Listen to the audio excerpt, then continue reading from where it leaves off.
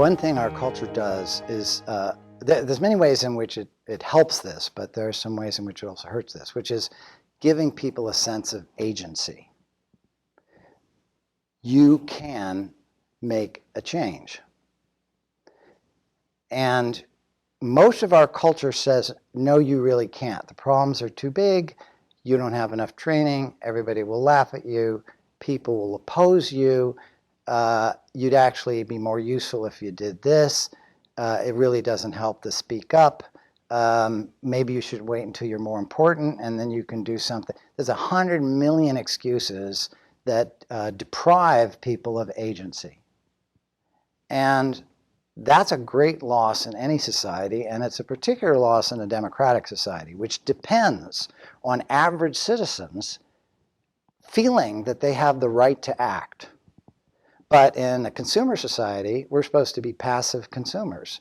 And in a corrupted political society, we're supposed to be voters, even though we're being told our vote doesn't really matter. And in so many ways, we're being told, listen, the best thing for you is to sit here and be quiet and do what you're told. And so I rejoice every time somebody says, well, that's not my way of doing things. I'm going to step out. And I'm going to defy all of the ways in which the society has told me I may not do this. And it's different from every person. You know, for my daughter's receiving tons of messages about how, you know, really on balance, you shouldn't do this. Now, fortunately, she's getting a lot more than my sisters or my mother ever got, that she can do it. But there's still plenty of things that say, you're a girl. Yeah, girls don't really. And that outrages me. And plenty of people of color. Yeah, sure, you might think about making some little change, but don't dream big. That's not realistic. I hate several words. One is reasonable, realistic. Those are words that are designed to cut at your dream and ambition. And I also think they're often wrong. People are so consistently wrong that what's reasonable and realistic changes all the time. So I think, and one reason I take this personally is I could, to go back also to what we were talking earlier, I could have spent my whole life saying, I got hemophilia, it really messed up my life. Then I got HIV, and it really messed up my life. And it's all because of these bad companies that did bad things to me. And then I got HCV, and that really messed up my life. And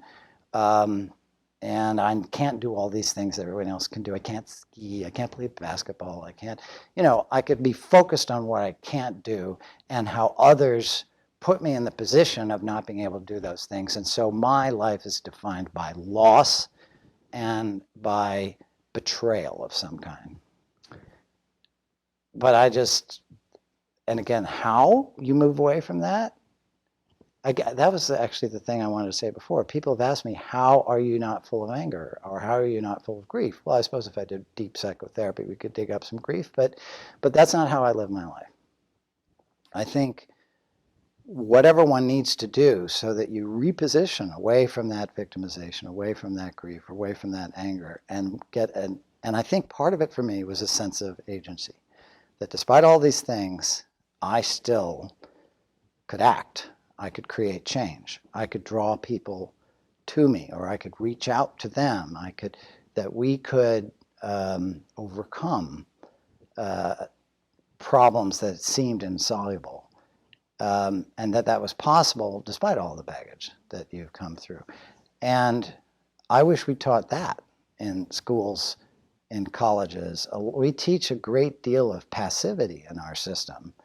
And that's why, oddly enough, even though I have some suspicions about the way or some reservations, but those schools that are now teaching, let's say in a business context, something called entrepreneurship or social enterprise, they're teaching young people, if you have an idea, why don't you try and do it? And I wish we taught that all the way across.